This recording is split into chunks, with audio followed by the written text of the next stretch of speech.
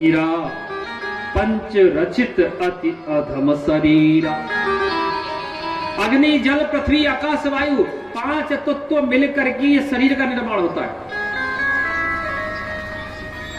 यही पांच तत्व इस शरीर के अंदर हैं, लेकिन उनको हम देख नहीं सकते। और जब ये शरीर से अलग होते हैं, अलग भी है, जब होते अलग है ना, उनको हम देख सकते हैं, अनुभव कर सकते हैं। और जो हमारे अंदर है उसको हम अनुभव नहीं कर सकते। तो यही मेरी सत्ता है और तुम्हारी महत्व है। जो तुम है वो भी मैं ही हूं कि हर व्यापक सर्वत्र समान प्रेम से प्रकट हो ही मैं जान। मैं कण वासी हूं, घट घट वासी हूं। प्रत्येक जहां जो दिखाई देगा वो सब मैं हूं, मुझसे परे कुछ नहीं है।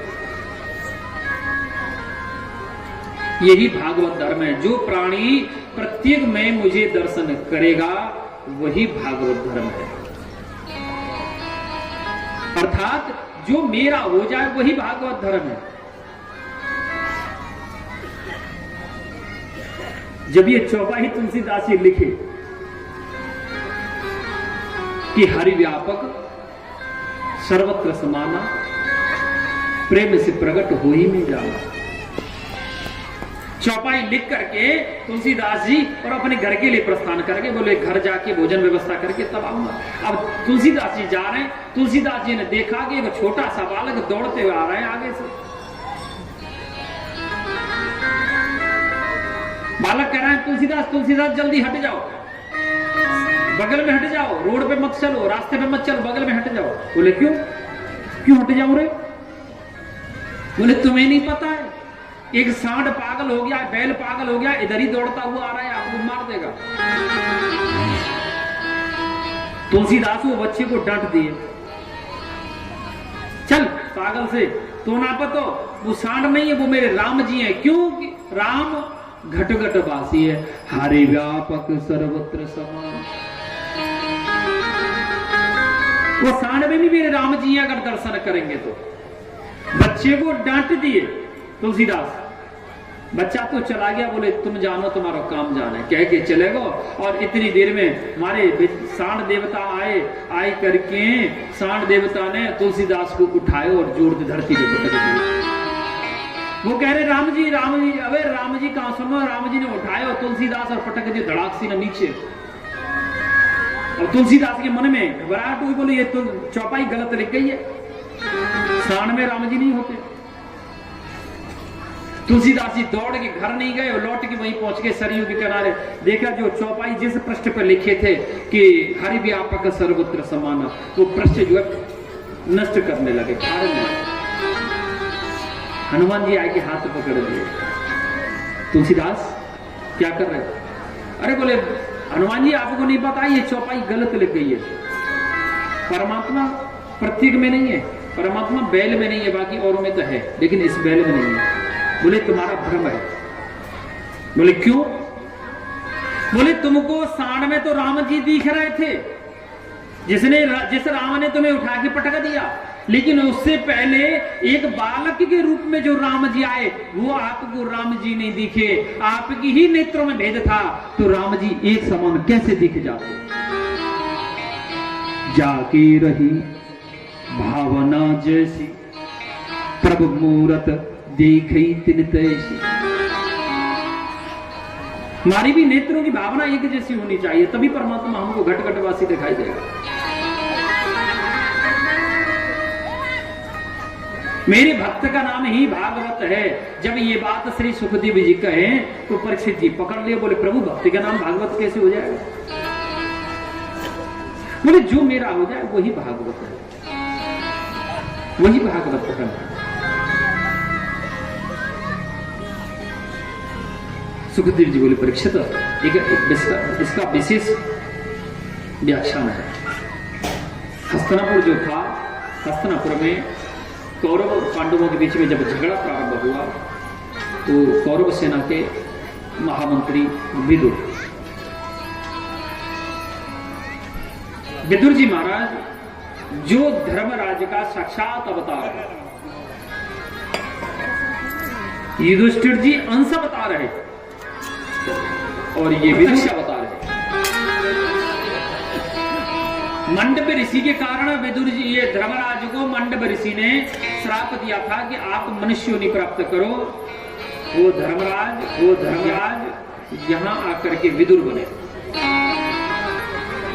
उनकी पत्नी माता सुलभा देवी, जिनको सारा संसार विदुरानी के नाम से जानता है।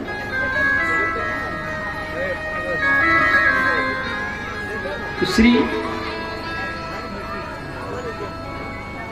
विदुर जी महाराज धृतराष्ट्र जी को समझाए।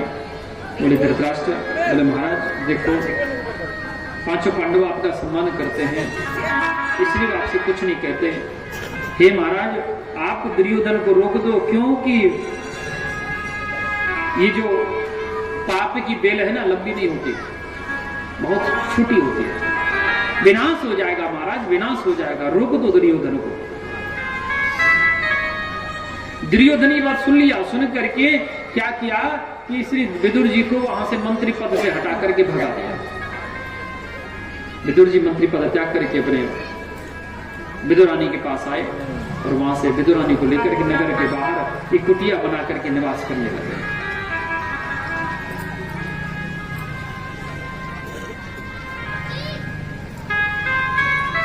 उसी समय श्री द्वारिका नाथ की यात्रा आ रही है। द्वारिकाधीश शांति दूत बन करके आ रहे हैं।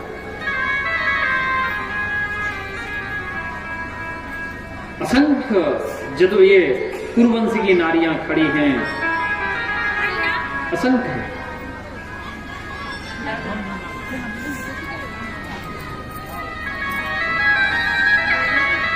असंख्य नारियां खड़ी हैं, पुष्प वृष्टि कर रही हैं, फूल वर्षा कर रही हैं।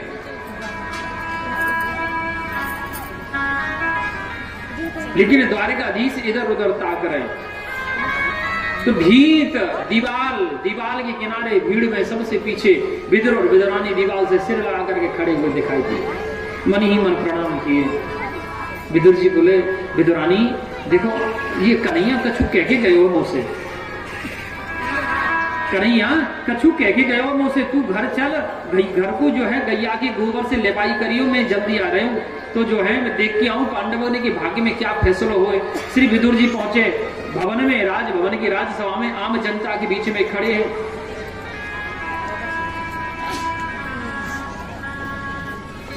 आम जनता के बीच में गोविंद कहने लगे, क्यों रे दुर्योधन, ये बताओ, ये पांचों पांडव आपके भैया हैं? बोले हाँ जी। आपके चाचा के बेटा हैं? बोले हाँ जी। बोले तो आधे राज्य, लेकिन हे दुर्योधन, मैं तुमसे आधा राज्य नहीं मांगता, चौथाई राज्य नहीं मांगता, मैं तुमसे सिर्फ केवल मात्र 5 गांव मांगता हूं। 5 गांव दे दो, उसी से मैं उनको संतुष्ट कर दूंगा। दुर्योधन बोला, ग्रेवनेव दस्यामि बिना युद्धेन केशवः, मैं सुई की नोक के बराबर भी स्थान नहीं दूंगा पांचों पांडवों को, बिना युद्ध के न केशवा, बिना युद्ध के।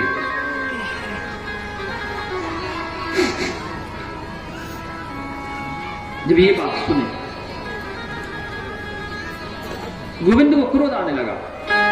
तुम तो मूर्ख हैं, तुम्हें युद्ध दिखाई दे रहा है लेकिन युद्ध का परिणाम नहीं दिख रहा। दुर्योधन, युद्ध का परिणाम मैं देख रहा हूं। लाख लाख स्त्री विधवा हो जाएंगी, करोड़ों करोड़ बच्चे अनाथ हो जाएंगे, रक्त की नदी बहने लग जाएगी। इतिहास का 4 युग का सबसे प्रलयंकारी युद्ध होगा ये।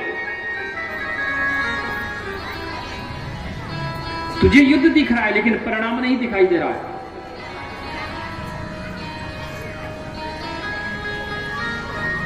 दुर्योधन बात को बदल दिया। बोले देखो द्वारिका नाथ, आप तो जानते हो कि मेरी जो उद्दंडता है, मैं बचपन से थोड़ा सा उद्दंड रहा हूं। ऐसा करो, ये राजनीति की बात में होगी, पहले महलों के अंदर चलो, महलों में चलो। बोले क्यों चले महलों में? बोले महलों में इसलिए चलना है, बोले माता गांधारी ने आपके लिए 56 भोग बनाया हुआ है, आप पहले चल करके भोजन करो, पहले अपने जो यात्रा की जो थकान है उसको दूर करो, उसके बाद जो है हम लोग राजनीति की बात करें। दुरंद कहने लगे, वे दुर्योधन, मैं भोजन नहीं कर सकता, क्योंकि भोजन में दो परिस्थिति भी करता हूं। एक तो खाने वाले को भूख होनी चाहिए और खिलाने वाले के अंदर श्रद्धा होनी चाहिए। तेरे अंदर तो श्रद्धा नहीं है और मुझे भूख नहीं है, इसलिए मैं तेरे घर भोजन नहीं करता। और रहा प्रश्न तेरे घर का, और आज का भोजन तो मैं तेरे यहाँ वैसे भी नहीं कर सकता। बोले क्यों? आज का भोजन तो मेरे विदुर काका के घर में है।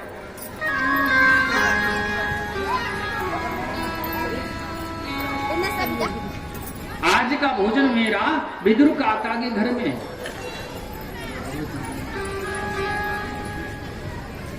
दुर्योधन बोला, विदुर जी ने तो आपको कभी देखा ही नहीं है, निमंत्रण कब दे दिया?